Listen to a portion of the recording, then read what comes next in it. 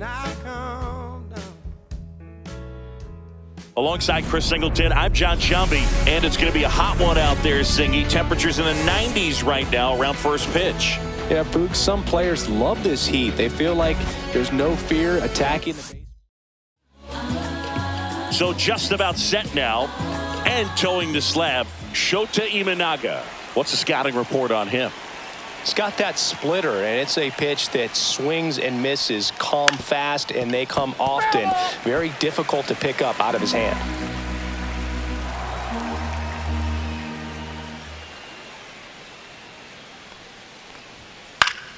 Battling here as he fouls it away. That wasn't an easy pitch to hit. It's much easier to do damage against mistakes, but that's not what that pitch was. That one inside. Look out.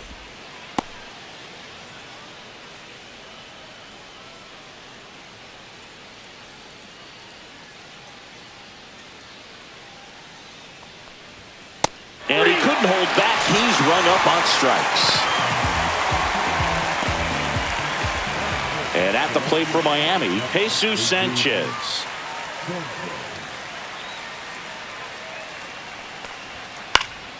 And a foul ball.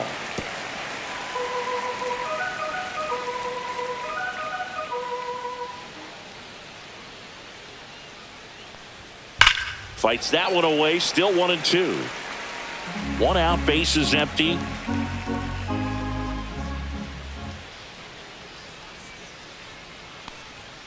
Next pitch is inside. The count now 2-2.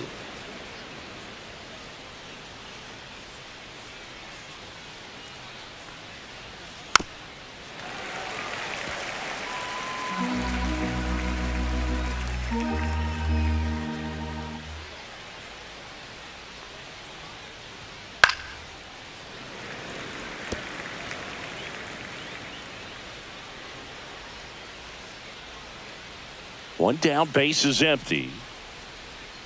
And it's fouled off. They'll do it again.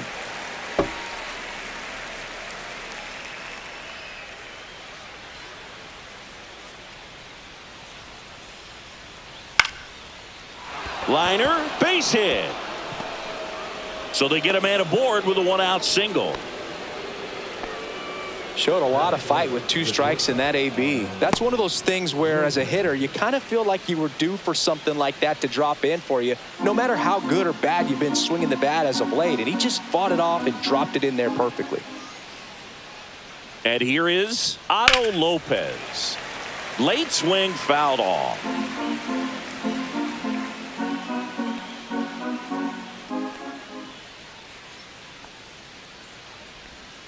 Got him. And now 2 gone. Well, that split caught a lot of the zone. Definitely a hittable pitch, but coming off the fastball the pitch before, it's kind of tough to recognize. You notice there's something different about it. He threw it with the same arm action, same release point, and he left it up. But the movement and the change of speeds, that was enough to do the job. Now it's the rookie DH, Agustin Ramirez.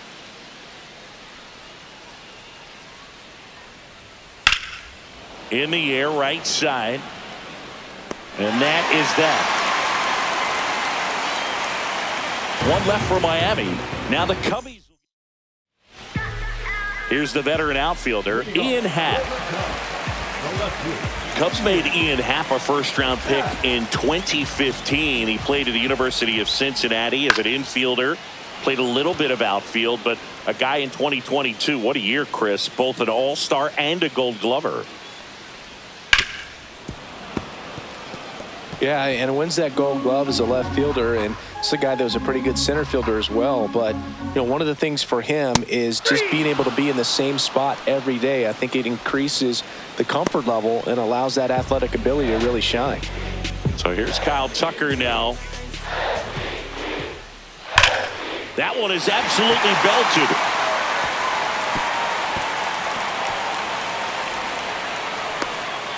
And he starts his afternoon off right with a double. Everything came together for him. Loud contact leads to the double. I mean, you could tell it had extra bases written all over it as it jumped off of his stick.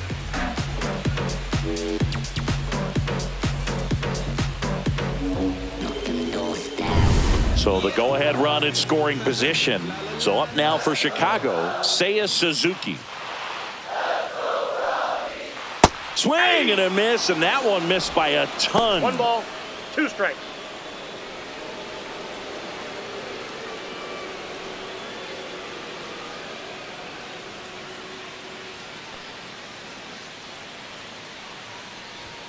Misses off the inside.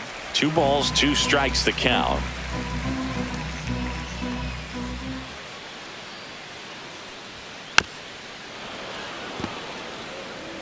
One out and a runner at second.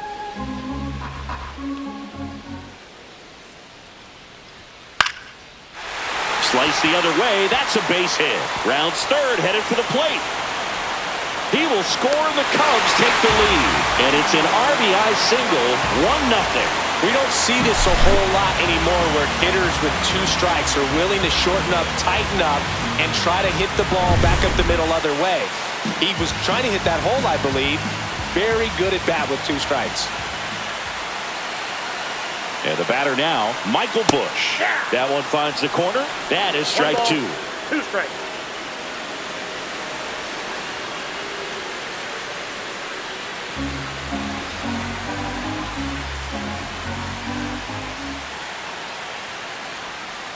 Cut on and miss. Curveball struck him out.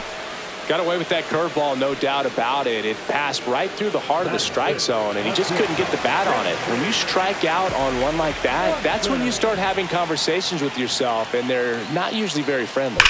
The 1-1 is fouled off. You know, lots of pitches thrown in this first inning. It's kind of that nightmare scenario for starting pitching, but you know what? It's still early enough. He can settle in. He can get some length if he just cleans up his mechanics a little bit. Suzuki leads off first with 2 down to the inning.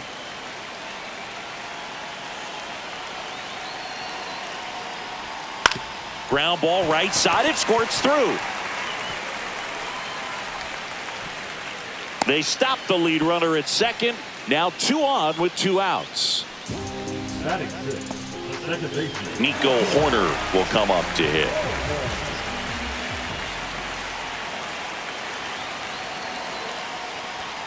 And there's a ball.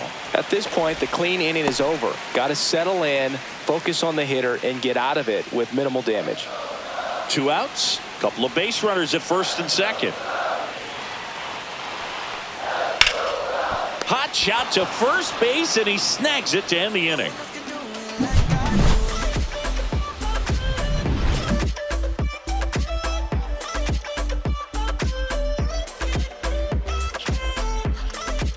New inning getting started, and now for the Marlins, Kyle Stowers.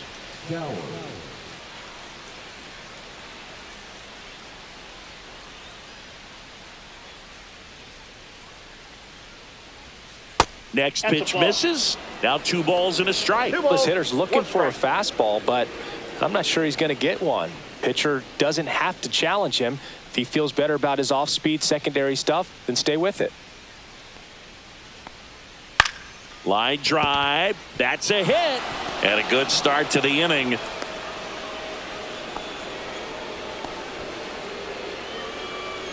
Nice job of driving that pitch the other way on a line. You know, hitters, they take so many reps in the cages working on going to the opposite field, and it doesn't always translate into the game, but right there it did, and he did it perfectly.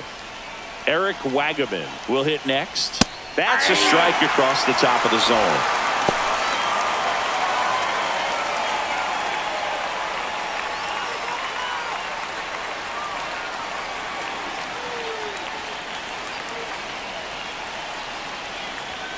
Next pitch is downstairs. With 2 strikes, may see some movement over there at first base, trying to stay out of the double play right here. Ed Drummond, our umpire behind the plate in this one. Yeah, Boogie's a really fair umpire, both the pitchers and the hitters. So standard strike zone, he's consistent with it. And the great thing is you don't see players questioning the calls too much. So that's a good thing in this day and age.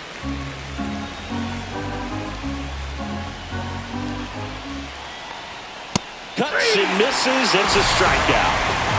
He came out of his mechanics there. Typically likes to shoot the ball the other way, but that time a little anxious.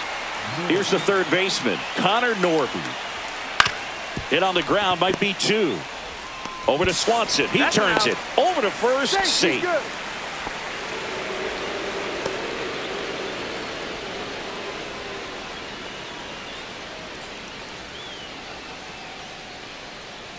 Dane Myers digs in now.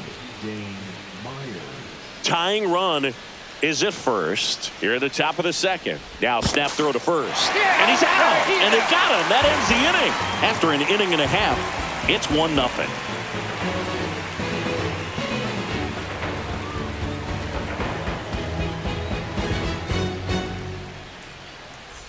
Back here at Wrigley Field, we head to the bottom of the second. Here's the center fielder, Pete Crow Armstrong. On the ground to third, Norby. And quickly one away in the second.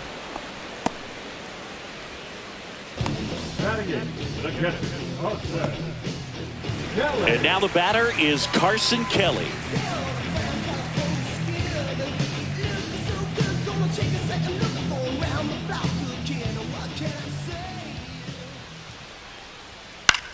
Here's a high fly ball out to center. Myers under it. Out number 2.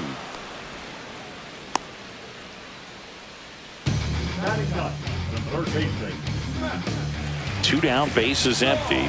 Matt Shaw, the next to hit.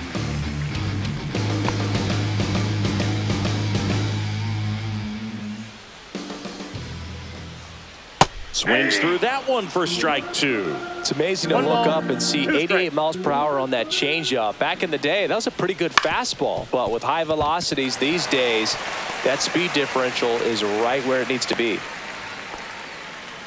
Back against the wall with 2 strikes, but found a way. Just a simple ground ball the other way that had eyes on it, man. Sometimes that's all you need to do. Just let the ball travel, put the ball in play, and just hope it finds a hole. So the batting order turns over. Ian Happ getting ready to hit. He's got pop, which is a little sneaky because he's so comfortable with taking his base hits to the opposite field, but he can jump you if you make a mistake. And now 2 balls and a strike. Shaw, the runner at first with 2 gone. Runner takes off. Pitch outside. And safe. It's a stolen base.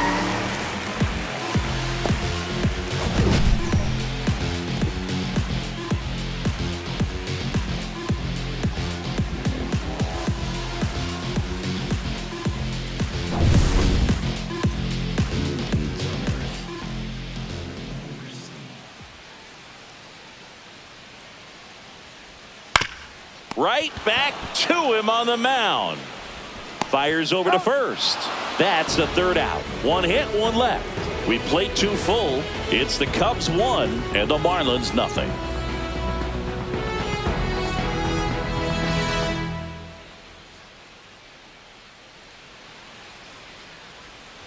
Here at Wrigley Field, all set for the start of the inning. And at the plate for Miami, Dane Myers.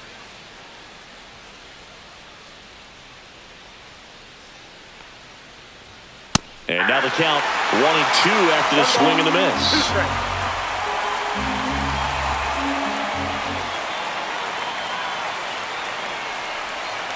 Swings through it, and that's a strikeout.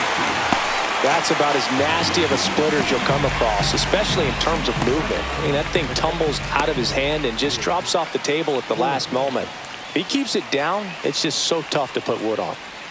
And now it's going to be Nick Fortes. That one outside, and it's 2-1.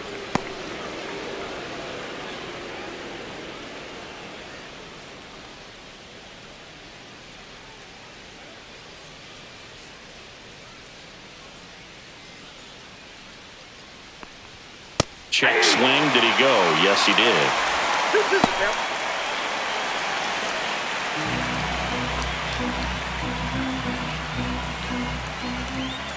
Here's a 2-2. 3-2.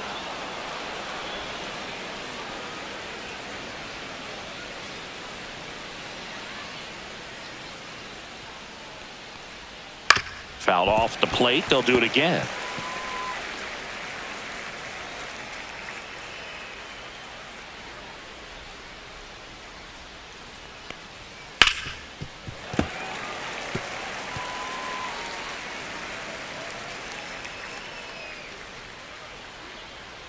One down, base is empty.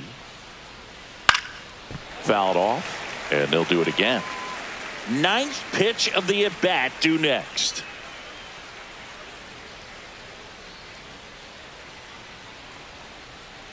Stays alive.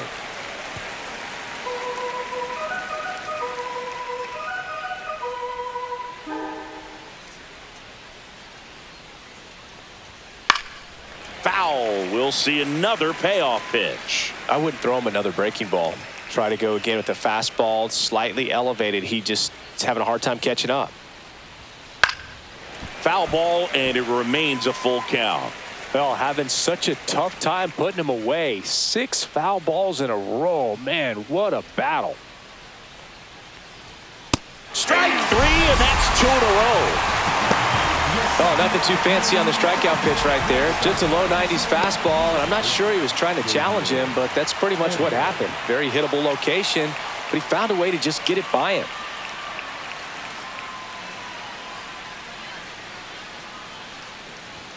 Swing and a miss. 3-2 now. 2 outs, base is empty.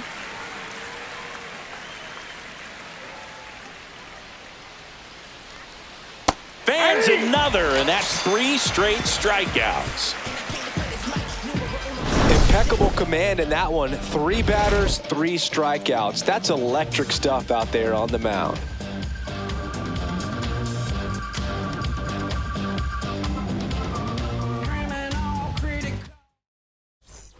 Back here at the friendly confines. Bottom of the inning. Here's Kyle Tucker. And that's outside. And it's 2-1. Nowadays, with advanced metrics and increased use of moving the infielders around, defense isn't necessarily about making errors. Are you able to get to the ball? Are you able to position fielders where hitters hit the ball, but within the new shift rules? Ripped on the ground to second. Leadoff hitter gone in the third. And an area that goes unnoticed is the coach that's responsible for positioning, and then the research person that's providing the information. So what we're seeing in baseball, so many more people behind the scenes that are contributing to the success between the lines.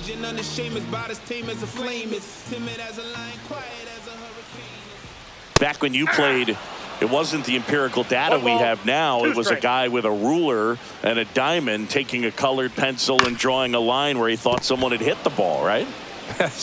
That or just going off of gut or feel. What does it look like his swing is today? What's the pitcher throwing? They are sticking to the metrics and what seems to be most consistent for that hitter, regardless of who the pitcher is on the mound. 2 outs. Ball.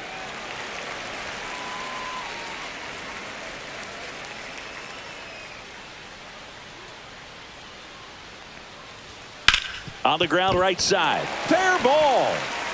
Oh, can't pick it up cleanly. Takes the turn. He's digging for second. And he'll pull into second safely.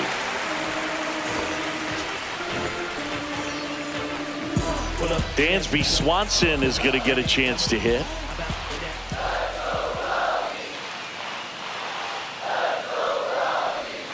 Next pitch misses way outside.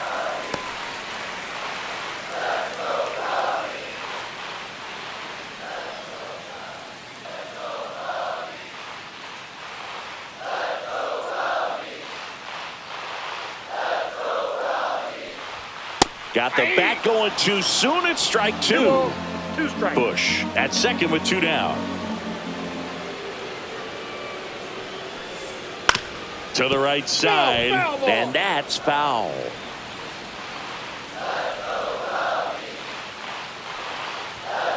Fouls it back with 2 strikes. Runner at second, 2 down.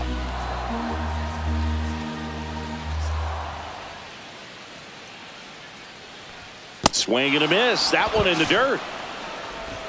In time. So the drop third strike doesn't hurt him, and that's that. Cubs leave 1, but they lead it 1-0.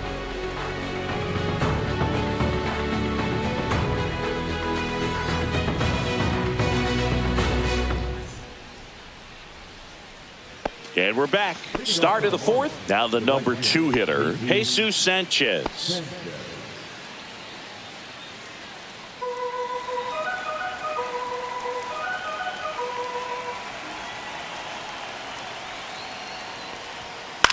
The other way. Makes the catch, one down. Otto Lopez, the next up for the Marlins. The Cubbies up by a run, top half of inning number 4. That one's in there, and it's 1-2. Well, we call that keyhole. Even though it's right there and looks pretty good, if he doesn't love it, he's not going to swing that early in the count. Fouls it off, still 1-2.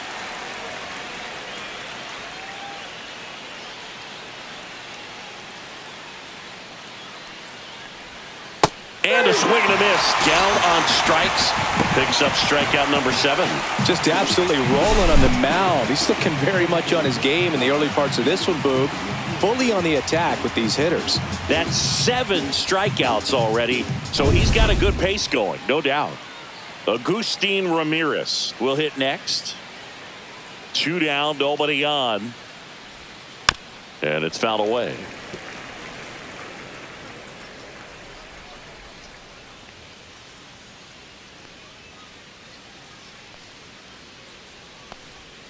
Pitch misses. 2-2.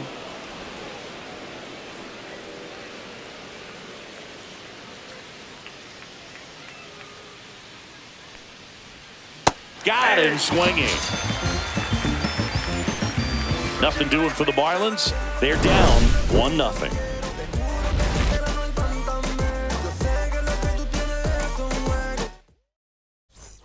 And welcome back to the ballpark. Here's Nico Horner. The pitch. Swing and a foul out of play.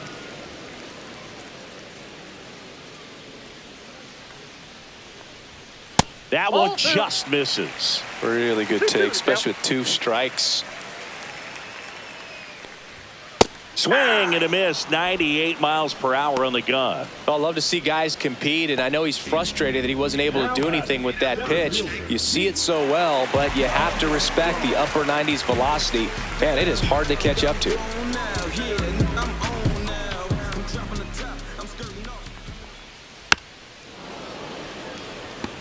Not a lot of people know this, but this isn't the only Wrigley Field in MLB history. You know, when the league expanded and added the Los Angeles Angels in 1961, they played their first season at a stadium in L.A. called Wrigley Field, which had been the home of the minor league team of the same name. That one misses in the dirt.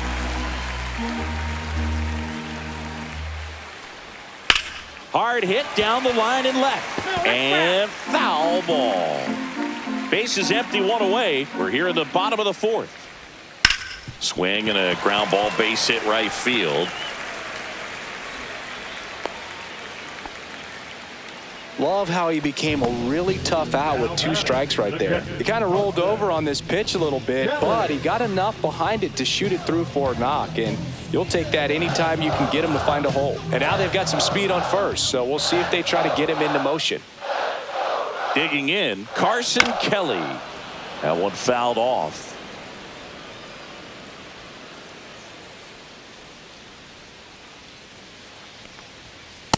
Ball 2. Miami's bullpen with some action. Lake Backer getting ready to go. Phillips, a hard-throwing right-hander, up as well. Crow Armstrong, the runner at first with 1 gone in the inning.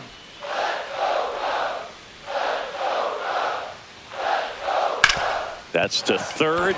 It's in and out of his glove. Still finds a way to get off a throw, and it's in time. It wasn't the smoothest play you'll see today, but they still get the out. And next for the Cubs, Matt Shaw. Well, bottom of the order here, Boog. You got to go right after this guy. As they look to pick up an add-on run, and the number 9 guy at the plate. Next offering upstairs. Good location, good take. Sometimes you want the hitter to prove he can lay off that pitch.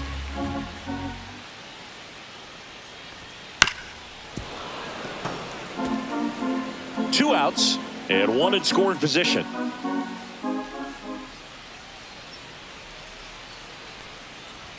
The next pitch misses. Full count now. Ian Happ waiting to hit for the Cubs.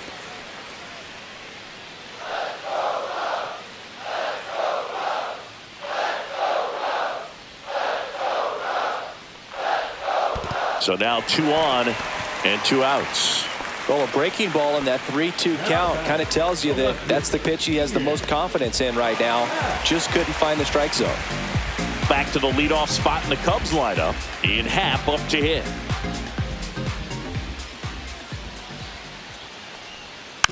Next offering is fouled back. 2 aboard, 2 outs.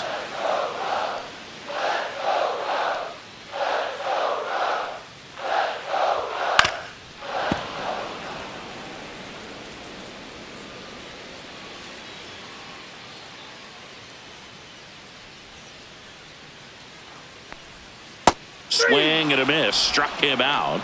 Now 5 strikeouts for him on the mound. Well, needed a big strikeout to get out of danger. Turned to the deception of that changeup. Great execution. Really sold it with the arm speed. Had his opponent way out on that front foot.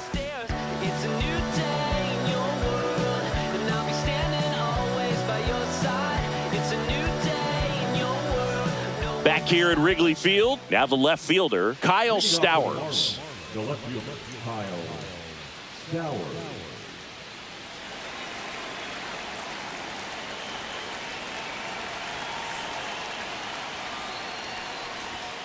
And that is out of play.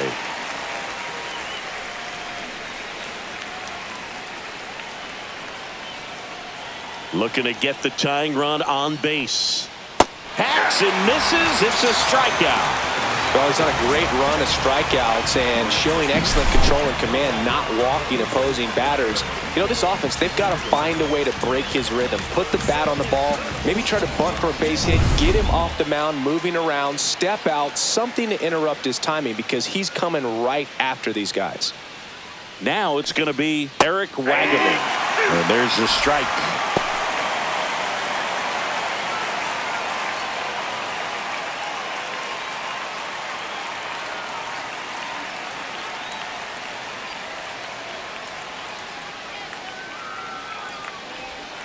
That misses the zone, and the count is 2-2.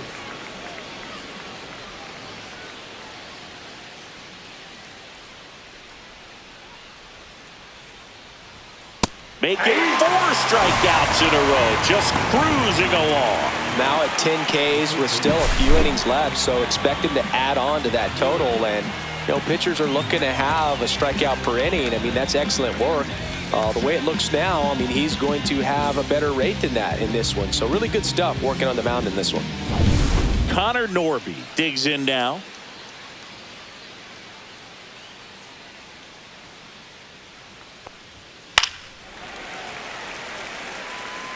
Now this offense has just been locked down. Almost 5 full innings of shutout baseball.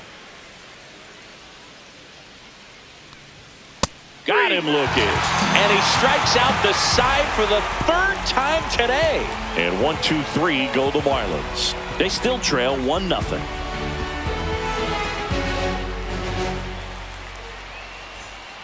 New pitcher for the Marlins, number 66. And they felt it was time to bring on a left-handed reliever from the pen with the lefty hitter coming up. I think it's a good move. I know I never liked when opposing teams did that to me. Well, 1-run game. So up now for Chicago, Kyle Tucker.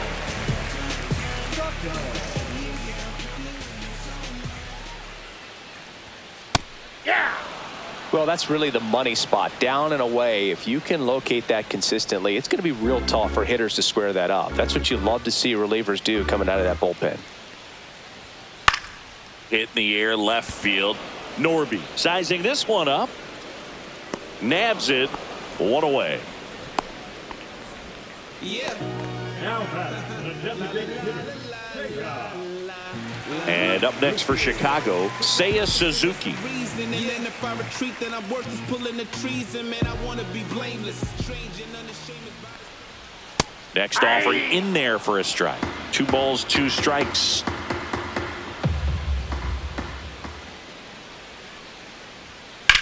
High fly ball out to left field. He's there. He's got it. 2 down.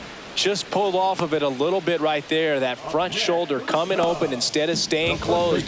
If he does that, he's going to be able to go up the middle the other way with some authority instead of a fly out to left.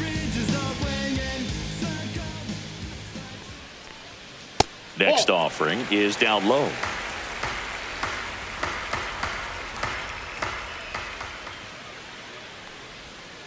And a ground ball to first. He takes it himself to the bag, and that'll do it. Nothing happening there for the Cubs. They lead it 1-0.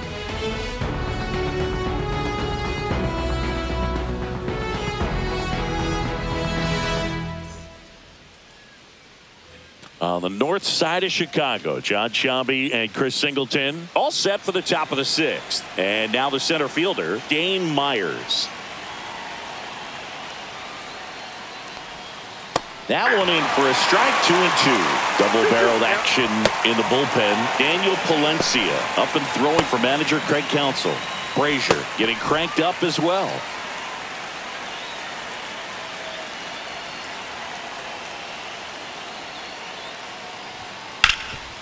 Right side, hard hit.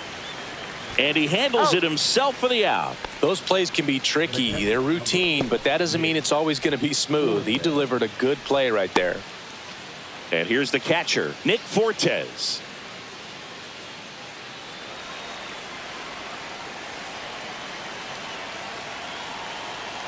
One down, base is empty. In the air, left field. Hat under it. He's got it. 2 down. Good pitch. He just kind of had him out in front on that pitch away and wasn't able to stay closed. Here's the second baseman, Xavier Edwards.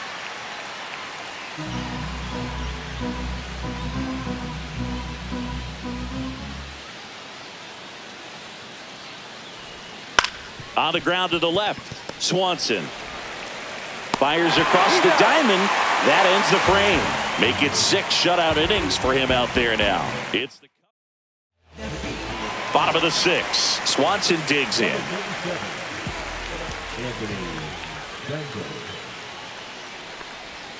Missed with a changeup, and the count is 3-1.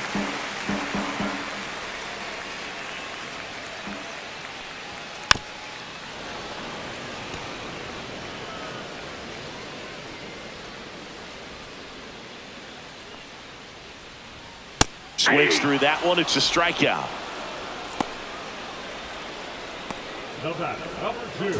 So here's Horner now. Chris, baseball today, so many strikeouts, and they are available to pitchers. But this is a guy that puts the bat on the ball and is kind of different from the players that we see day in, day out. Off the mark there. Ball 2. Yeah, his swing is so good. It's in the zone a long time. He gets the barrel to it a lot, and that produces more base hits. Right through there for a strike. Singy, one of the things that's interesting is that guys really don't worry about swing and miss from an offensive standpoint anymore. So when you see somebody, and it stays fair, makes the turn and heads for second. Not stopping. He's going for 3. And he's got himself a triple. Couldn't have timed it up any better than that. Smash that one through the infield for the knock. When it's hit that hard, it makes it very tough on the infielders to make any sort of play.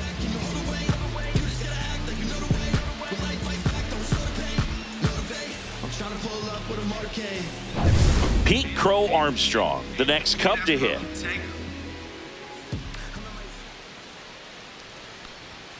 The next offering misses, and a count 2-1. Yeah, and the domino effect of that is running up pitch counts on pitchers and then either getting them to a place of fatigue or getting into the bullpen perhaps before you get to those higher leverage arms at the back end. To third, can't glove it cleanly, and no shot to get him at first. There's 2 aboard.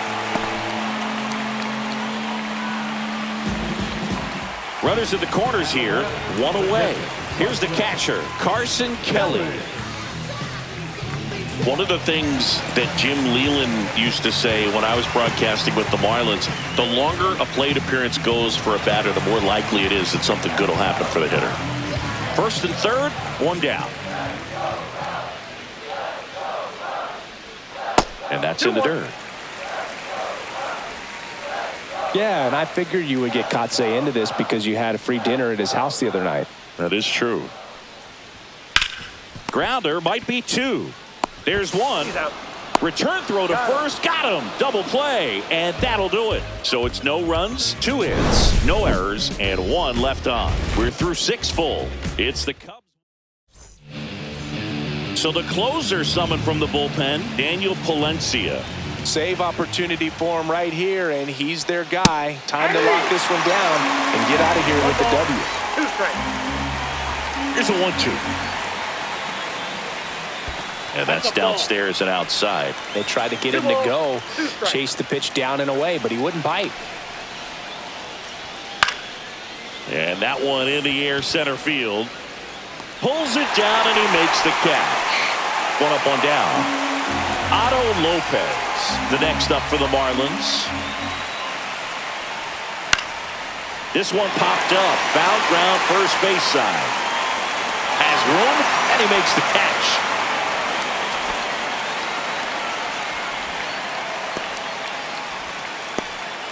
So they're down to their final out. And next will be the cleanup hitter, Agustin Ramirez. A 1-run lead here in the top half of inning number 7. Hit to right, and that should do it.